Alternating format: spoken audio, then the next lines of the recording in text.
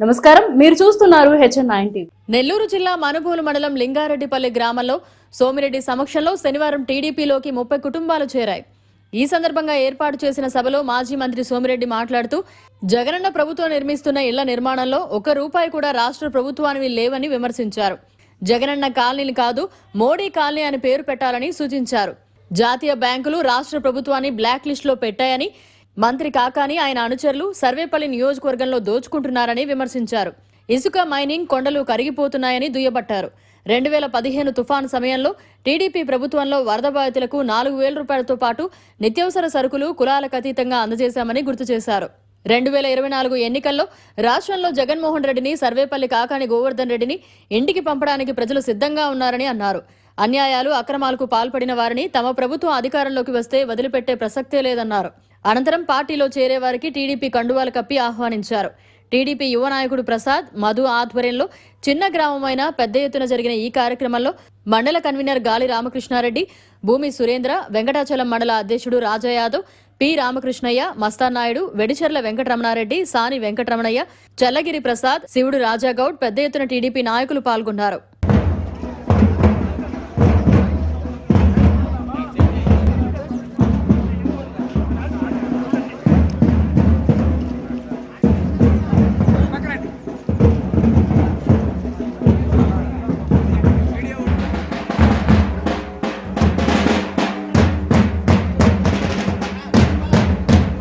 Telugu Desam party రథసారథి సోమిరెడ్డి చంద్రమోహన్ రెడ్డి గారికి, అదేవిధంగా రాజమాధవ్ గారికి ఈ పేరు, ఈ నినాదం మన ఎలక్షన్ వరకు ఎలక్షన్ తర్వాత కూడా మారుమోతా ఉంటది.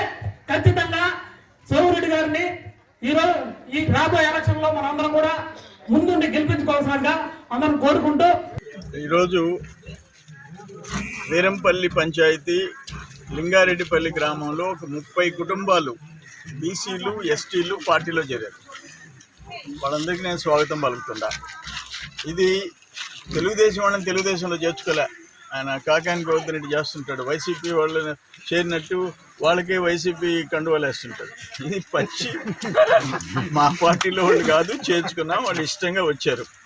రెండోది, ఈ కాలనీ వస్తే గిరిజన కాలనీ ఎంత దురదృష్టం అంటే ఆశకి అంతం లేకుండా పోయింది వాళ్ళకి. గ్రామం నుంచి మంత్రి దాకా గిరిజనులు వాళ్ళు మంచంలో ఉన్నారు. కొంతమంది వాళ్ళ పేరుతో ఎన్ఆర్ఈ చేసి 30,000, 20,000 డ్రా చేసేస్తున్నారు. వాళ్ళకి పింఛన్ వస్తుంది. ఒక పెద్ద మంది మంచంలో ఆమె పేరుతో 30,000 డ్రా చేస్తున్నారు. ఇంకొక ఆయనకి బాగాలేదు, ఆయన కుర్చీలోనే లేలేడు, ఆయన పేరుతో 20,000-25,000 డ్రా చేస్తారు. ఆ లిస్ట్ అంతా తయారు చేసి పెట్టారు మా వాళ్ళు. అసలు మీకు కొంచెం అన్న మానవత్వం ఉందా? మనుషుల ఆ డబ్బులు తినేవాళ్ళు, ఆ గ్రామ వైసీపీ నాయకులు, అధికారులు, నువ్వు పైన పెత్తనం చేసే మంత్రి, ఇంతకంటే ఎందుకు ఆ బతుకెందుకు మాకు అర్థం కావటం. ఆ గిరిజనులు ఇక్కడ ఈ ఏఐఐజీ ఏషియన్ ఇన్వెస్ట్మెంట్ బ్యాంక్, ఇది నేను శాంక్షన్ చేయించాం, తెలుగుదేశంలో శాంక్షన్ చేయించాం, శంకుస్థాపన మేము చేసాం. అది గొప్పగా ఆయన చెప్పుకుంటాడు. ఇప్పుడు టెండర్ అయిపోయింది, మా టైంలోనే రాష్ట్రం అంతా టెండర్ అయిపోయింది. ఈరోజు పత్రికలో చదవండి, AIB, NDB bank, new development bank, వాటిల్లో శాంక్షన్ అయిన అమౌంట్స్ అంతా వేరే వాటికి పంపించేసి రోడ్లు ఆపేసి ఈరోజు జాతీయ అంతర్జాతీయ బ్యాంకులో ఆంధ్రప్రదేశ్ని బ్లాక్ లిస్ట్లో పెట్టినాయి. సిగ్గుపడాలా, సిగ్గుతో తలదించుకోవాలా. అది మీ బతుకులు. దురదృష్టం. ఇక్కడ ఇళ్ళు జగనన్న కాలనీ 1,50,000 కేంద్ర ప్రభుత్వం డబ్బు, 30,000 కేంద్ర ప్రభుత్వం పనికి ఆహార పథకం డబ్బు, 1,80,000 కదా, ₹18 జగనన్న డబ్బు లేదు, మనకు తోడేరు అన్న డబ్బు లేదు, మొత్తం కేంద్ర ప్రభుత్వం డబ్బు.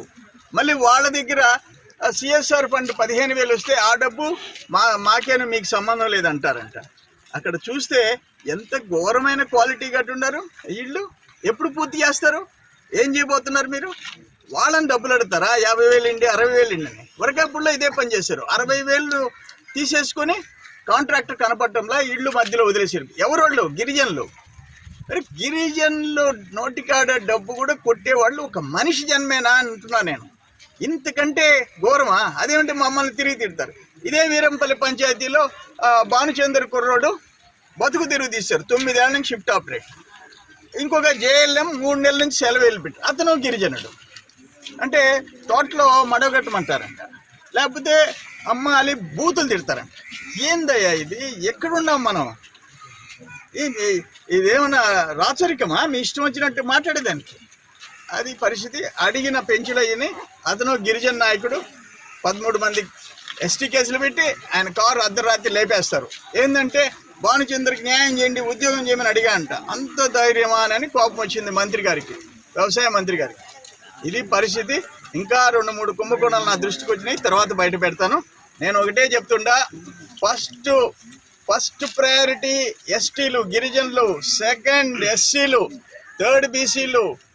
పేదరికంలో ఎవరైనా సరే, మాకు 2015 నవంబర్లో వర్షాలు వరదలు వస్తే ప్రతి ఒక్కరికి కుటుంబానికి 4,000 రూపాయల డబ్బులు, 25 కేజీలు బియ్యం ఇచ్చాం.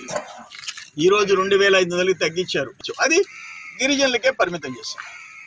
అంటే ఆ పక్కనుండే ఎస్సీలు, బీసీలు ఈ వర్షానికి 15 రోజుల నుంచి పనికి పోకుండా 10, 12, 13 రోజుల నుంచి ఇంట్లో కూర్చున్నారే, వాళ్ళకి ఆకలి ఉండదా?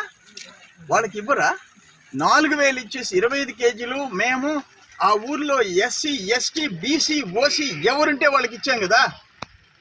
మాతో కూడా ఓడిపోయి మేము అట్ట చేస్తే నువ్వు గెలిచి మంత్రి పోయి మా మీద ఇంకా పౌరుషంగా పోటీగా చేయాల్సినోడివి. ఒకటే కోతలు, దోపిడీ. ఎక్కడికి పోతారా మీరు? పోయేటప్పుడు పైకి ఏమన్నా ఒక లారీలో పెట్టుకుని డబ్బు ఎత్తుకుపోతారా? గిరిజనులు, పేదోళ్ళ నోళ్ళు కొట్టినోళ్ళు నాశనం అయిపోతారు.